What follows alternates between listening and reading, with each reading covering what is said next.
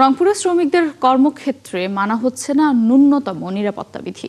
সুরক্ষাহীন পরিবেশে কাজ করতে গিয়ে বাড়ছে দুর্ঘটনা, পঙ্গুত্ব আর মৃত্যু। সবচেয়ে বেশি ঝুঁকিতে আছেন নির্মাণ শ্রমিকরা।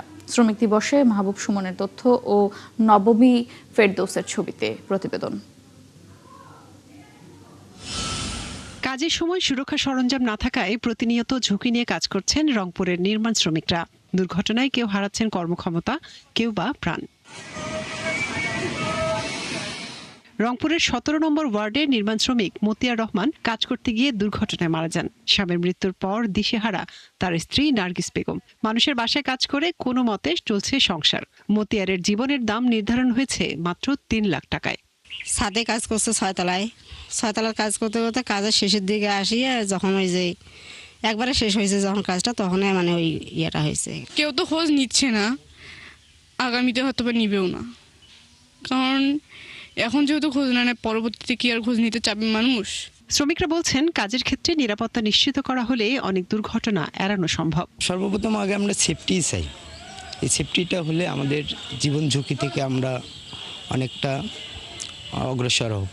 কে কখন হঠাৎ করে মারা যায় এটা ঠিক আল্লাহ তাআলা ছাড়া কেউ জানে না। যদি মারা যায় ভুলবশত, তাহলে সরকার যেন আমাদের পরিবারের উপর একটু দেখে। শ্রমিক নেতাদের দাবি, প্রতি বছর গড়ে রংপুরে প্রায় ১০ জন শ্রমিক মারা যান।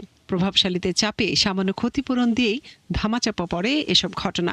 যদি এই সেফটি নিরাপত্তার ব্যাপারে সরকার যদি কঠোর একটা আইন করে যে সেফটি ব্যতীত কোনো বিল্ডিংয়ে কাজ হবে না, এটা মিস্ত্রিরাও সেফটি মানবে, মহাজনরাও সেফটি দিয়ে কাজ করাবে, তাহলে আমার ধারণা মোটামুটি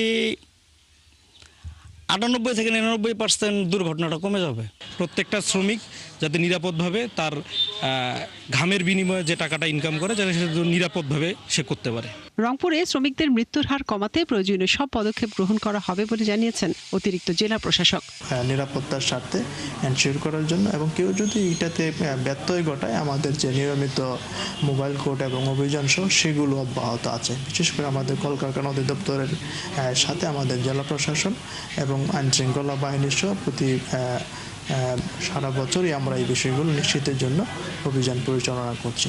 রংপুর অঞ্চলে প্রায় ১৩৫১টি প্রতিষ্ঠানে নিবন্ধিত শ্রমিক হিসেবে কাজ করছেন ৫৭,২৫৪ জন এবং অনিবন্ধিত রয়েছেন আরও ১,১২,০০০ শ্রমিক। মনিরা কাজুরি, ৭১।